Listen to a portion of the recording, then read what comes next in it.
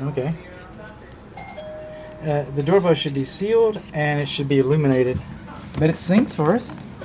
We come in the front door and we make sure that the light's off in the garage and the garage door is closed. See, no light right there. Okay. Now up here, this mark on the ceiling, I could not get up here with my moisture meter. Moisture detector, not really a meter, that's a detector. And I shot it with infrared, that would be my meter. And I got moisture markers up there, which is no guarantee that it's wet, but I believe that it's wet. I believe if you could get the detector up there, you would find wetness because it's wet in the kitchen. I was getting the same markers. And then coming on through, we got a little bit of daylight, and I wanted to show this on video because you can hardly see. I mean, with a still picture doesn't really show you what. Anyway, there it is. That's the patio door. That's the latch side of the stile, and the insulation's kind of pulling up there. I got a girl stuff in last night. No, you gonna set out with the cherry and stuff in there? That was sitting out all night. With the Sprite? Moving on along. In our laundry, we're not supposed to have pull chains any longer. We're not supposed to have exposed light bulbs any longer. It's a 4-prong electric clothes dryer. This is an all-electric home. The laundry's hooking up. It's not GFCI protected. In 2000, it wasn't required to be. This is the hall bathroom, kind of the primary bathroom. We've got these luminaires for heaters.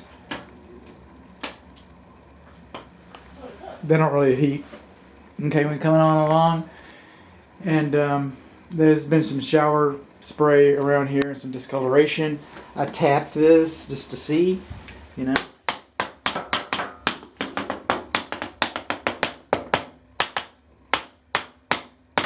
It doesn't sound especially hollow, especially when you consider it's around the lip of the tub. I got a little rust on here. It's because we've been running the shower for a while, and not the vent. You're supposed to run the vent. Now the bad thing about running the vent is that it vents directly into the attic. It's not supposed to do that either. So, okay. This would be the front bedroom, maybe the primary bedroom. You see the soot around the register like that? Okay, that had to go through the filter. Well, we don't have a filter in place. Had to go through the filter. And then it went through your coils. If that's dirty, your coils are dirty.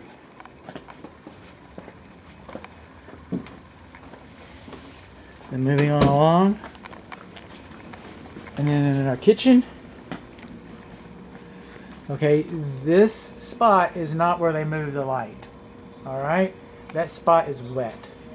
And I was able to detect it. It's 100% wet. This is our refrigerator. Our refrigerator does not have an ice maker in it. The kitchen range, to the best of my ability, the kitchen range does not have... Well, that's a little better. The kitchen range, okay, we're missing a knob on the left rear. Missing a knob on the left rear of the kitchen, and also the kitchen range. And also the range does not have an anti-tip device. Okay. This corner shouldn't be closer to the cooktop than 24 inches. Alright. Okay. Unless the manufacturer specifies that it's different.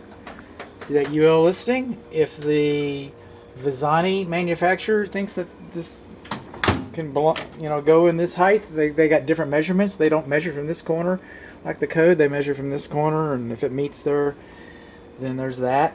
Okay, 1/3 horsepower food waste disposal. Now, and it works. But what we got here, we got some rust on the bottom of it. Can I open that up for us? Can we take a peek? Inquiring minds want to know. So we got rust up underneath there. The dishwasher, okay. We've got an anti-siphon device, that's good. We do not have an electric service disconnect.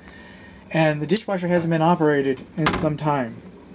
And if it hasn't been operated in some time, operating it, there's a possibility of it leaking the next time it's operated. And I don't need to be the one doing the operation when it's predisposed to leak. The reason being is there's supposed to be a small amount of water in the bottom of the dishwasher cabinet.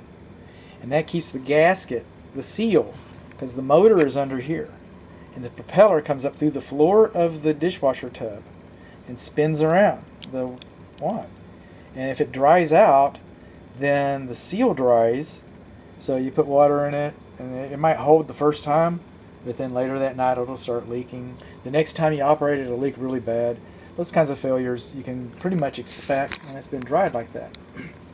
When you're not going to use a dishwasher, excuse me, allergies. When you're not going to use a dishwasher for an extended period of time, you should put a little mineral oil in the bottom of it. So that keeps it from evaporating. And not only does it keep it from evaporating, when it does evaporate, the oil goes around the seal and keeps it pliable. So there's that. Moving on along, the thermostat is right here next to it. It is a programmable thermostat. It's just a little contractor model. And our flooring. We're missing our transition piece right here. And in one of these bedrooms, I think it's what I'm calling the middle bedroom, the northeast bedroom. Right in here. As I'm looking at the flooring right in here. We've got some spots in the flooring right there. Now I want to show you some plumbing things in here too. And that's about it. I mean, the other bedroom is, we got a little bit of water damage right in there. We got a little bit of corrosion right in there. It kind of leaks around the pedestal of that. So our drain stopper, this tub drains slowly.